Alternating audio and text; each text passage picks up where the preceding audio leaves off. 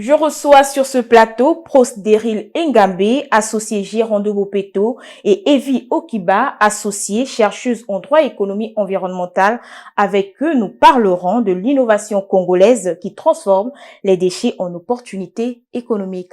Bonsoir et bienvenue sur ce plateau. Bonsoir madame. Bonsoir messieurs. Bonsoir madame.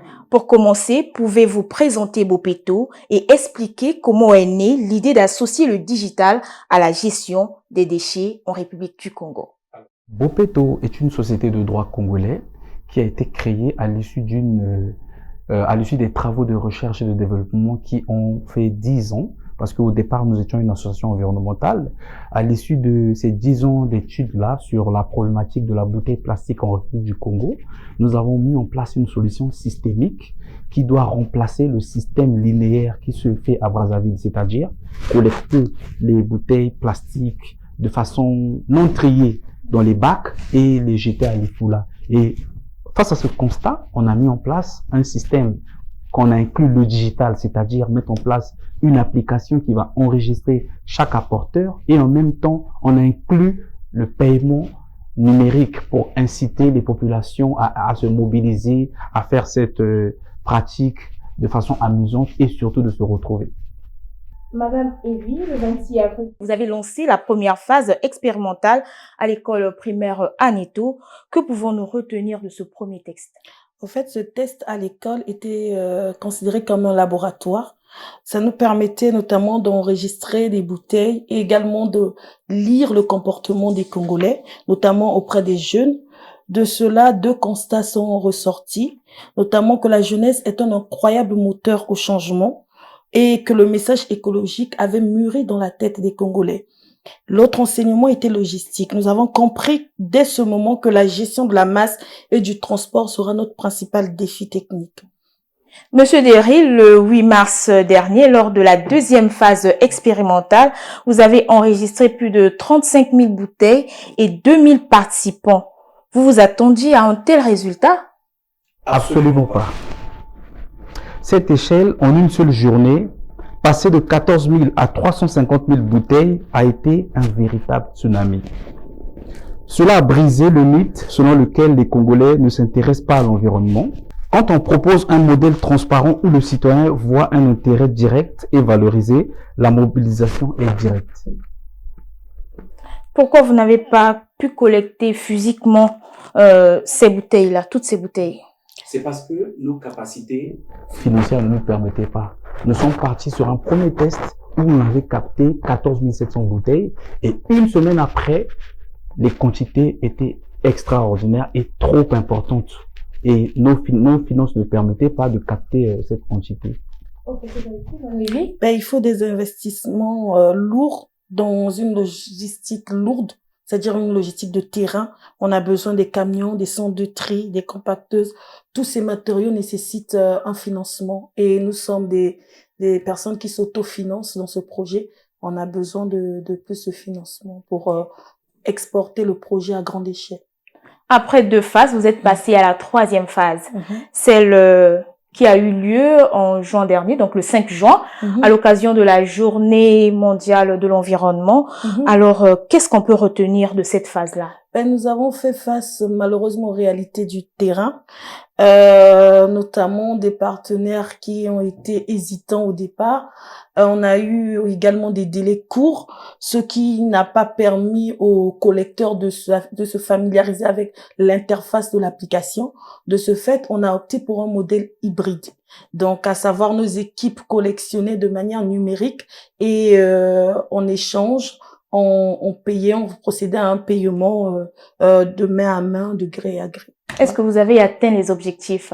On peut dire qu'on a atteint. Franchement, on est passé. L'objectif était de 100 000 bouteilles. On a eu quasiment 120 000 bouteilles plastiques. Du côté organisationnel, vous avez eu, comme vous avez dit, des contraintes techniques. Quel donc a été l'impact de cette 3e phase? C'est une réussite totale car une start-up doit savoir s'adapter en temps réel. Sur le terrain, nous avons vu une immense fierté déjà des collecteurs, les participants ne se voyaient pas comme des ramasseurs de déchets, mais plutôt comme des acteurs économiques. Donc, ils étaient conscients de participer à quelque chose d'écologique. Ça leur a accordé une importance aussi. Voilà. Monsieur Deril, un autre fait? Oui. Et lors de cette troisième phase, nous avons remarqué que une bonne stratégie d'écologie ne dépend pas que des machines, mais surtout de la place que l'humain occupe au sein de cette chaîne de gestion. Et nous avons vu des mamans, des petits-enfants, des jeunes âgés, tous mobilisés à nous apporter les bouteilles et surtout une satisfaction directe parce que ce que les populations ont gagné, ça a permis pour certains de financer des programmes d'études. Il y a un qui a financé sa soutenance pour sa licence. Il y a une dame qui a renforcé son capital. Ça, ce sont des valeurs partagées au sein de Bopeto Entreprises. Et là, nous voyons quoi que, au-delà du défi de collecte des déchets plastiques et du recyclage, nous touchons les problèmes qui minent les populations et nous les accompagnons à notre niveau à résoudre et à les régler au quotidien. Une question qui me vient à l'esprit. Pourquoi ça n'a duré qu'une seule journée pendant ce temps? Il y avait d'autres personnes qui ont même des bouteilles jusqu'à aujourd'hui. Malheureusement, ce genre d'activité nécessite beaucoup de fonds et beaucoup de moyens. Et Bopeto, jusqu'à maintenant, est en phase d'autofinancement. Nous ne sommes pas en mesure de faire ce genre d'opération régulièrement. Mais il est prévu dans nos opérations à la longue, dans nos ambitions, qu'il y ait des machines digitales pour pouvoir quotidiennement collecter les bouteilles plastiques. Donc, une fois que les autorités congolaises vont accepter nos propositions, vous verrez cette solution. Et la beauté, pour compléter votre question, nous sommes face à un projet qui se finance lui-même. Ces déchets plastiques-là n'ont pas besoin. C'est pas un projet similaire aux autres qui nécessite un financement de la part de l'État. Je vais donc laisser cette partie à mon associé qui est Madame Evie Okiba pour bien vous parler, sans pourtant aller en détail, de comment ça peut se passer. Oui, on va arriver là. Madame, non, je reviens à Monsieur Deril. Vous êtes sans ignorer que ce genre d'initiative existe au Congo. Alors, quelle est donc la particularité de Bopeto? Bon, la particularité de Bopeto, c'est que nous avons fait payer nous achetons les bouteilles par unité. Il y a une société qui est là, qui fait la même chose à peu près comme nous. On va pas citer son nom. Eux, ils achètent par kilo. Mais nous achetons par unité. Et l'autre particularité, c'est que nous associons les numériques.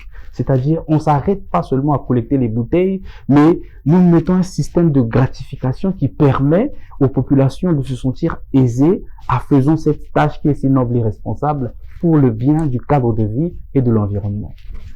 Madame Okiba, en tant que chercheuse, pensez-vous que l'écologie urbaine peut devenir un véritable levier du développement en République du Congo? Oh, je suis extrêmement convaincue par cette idée parce qu'au-delà des grands crédits carbone forestiers que nous avons, il faut reconnaître que l'économie verte urbaine, à savoir le recyclage et l'assainissement, constitue le plus grand gisement d'emploi du 21e siècle pour notre jeunesse. Dans notre contexte, pour qu'un projet écologique fonctionne dans le contexte congolais, il faut l'aligner aux intérêts ménagers, aux intérêts financiers des ménages, de façon immédiate.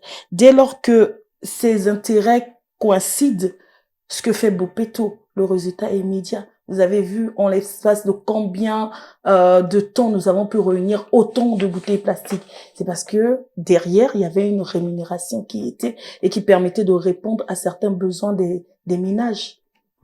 Vous annoncez votre application qui est déjà prête. Quelles sont donc les innovations et pensez-vous que vous allez atteindre les objectifs escomptés?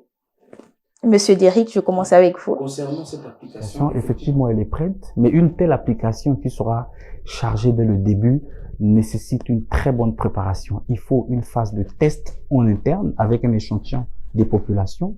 Une fois ces tests validés, nous allons la joindre avec les opérateurs télécoms parce que l'objectif, c'est digitaliser la collecte de déchets plastiques. Donc, c'est que ce que vous avez vu le 5 juin là, la prochaine opération, ça sera l'apporteur de ces bouteilles avec cette application pourra nous déposer ces bouteilles là sans pourtant faire face à un. Donc le comptage se fera de façon digitale aussi. C'est de déposer des machines dans les points relais des quartiers Oui. pour permettre aux populations de venir par elles-mêmes introduire la bouteille dans la machine et recevoir ces fonds via son smartphone. Ça permet une traçabilité des données, mais également, comme il a dit, on aura besoin des opérateurs notamment qui puissent intervenir, des opérateurs télécoms.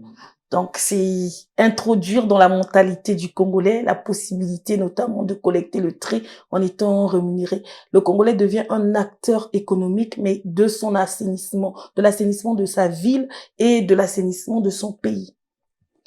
À quand la prochaine expérimentation? La prochaine phase? Est-ce qu'on va encore attendre l'année prochaine à l'occasion de la Journée mondiale de l'environnement? Pour répondre à cette question, je tiens d'abord à rappeler que normalement, au regard du programme du chef de l'État, qui est le programme de Accélérons la marche, il n'est pas logique que nous attendons des telles journées pour lancer ce genre d'opération. Donc pour nous, déjà, nous sommes en train de travailler afin de lancer une phase digitale, mais plus importante, avec un objectif encore plus grand. Là, nous avons fait 100 000 bouteilles plastiques. La prochaine phase, nous allons faire 500 000 bouteilles. Maintenant, la date exacte, on l'a pas parce que il faut valider l'application en interne. Ensuite, préparer avec les partenaires télécoms pour plus de transparence concernant les paiements et surtout la traçabilité des bouteilles plastiques. Il faut rappeler que les 500 bouteilles équivaut à quasiment 25 millions de francs CFA. Ce serait très vraiment vivement recommandé si nous pouvons le faire.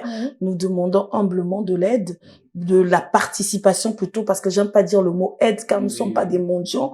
Nous le faisons pour notre État, pour la population, mais une coopération, un partenariat avec les autorités adéquates pour ce projet, pour nous suivre, pour nous accompagner dans ce projet, afin qu'elles s'inscrivent dans le projet Bopeto. Si on peut se permettre.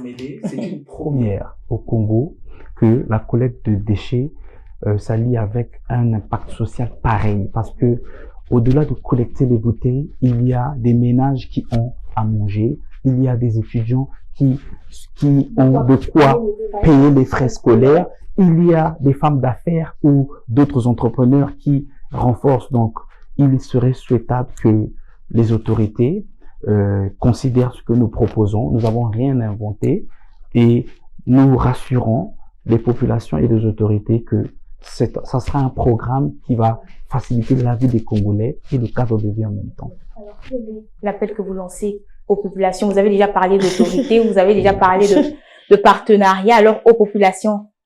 Aux populations, ce que nous disons aux citoyens, c'est de continuer à conserver leurs bouteilles, parce qu'à tout moment, on pourra lancer une nouvelle campagne, mais surtout de se rendre compte qu'ils ne sont pas de ramasseurs de déchets. Ils sont eux-mêmes des acteurs de leur propre vie, car les premières victimes de cette pollution, ce sont les citoyens. C'est eux qui vivent, c'est nous qui vivons à côté de ces inondations causées par des déchets plastiques, par tout ce qui est pollution de l'air, mais également visuelle, que nous ne voyons pas. Donc aux populations, aux citoyens, l'écologie n'est plus un sujet lointain. Vous êtes des acteurs de cette écologie maintenant.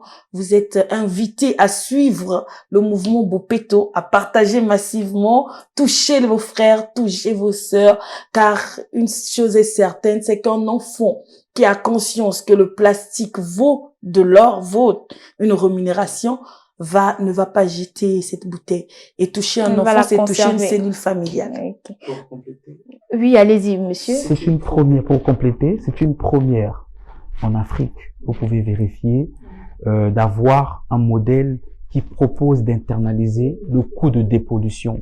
Nous allons pas tout dévoiler ici, mais en Afrique, personne ne l'a jamais fait, aucun État l'a fait. Et le Congo sera le premier pays.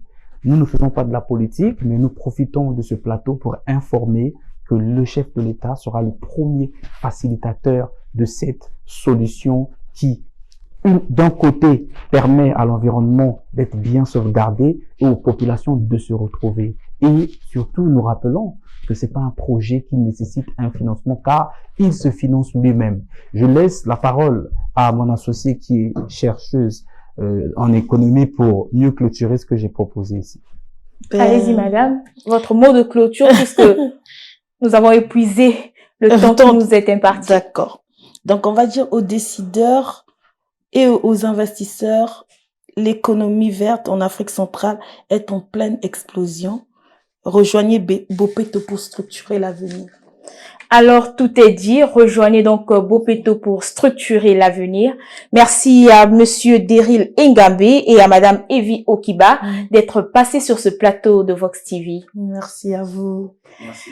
C'est donc la fin de cet entretien, mesdames, messieurs. Merci de votre aimable attention. Bonne suite de programme sur Vox TV, le Congo vu de l'intérieur.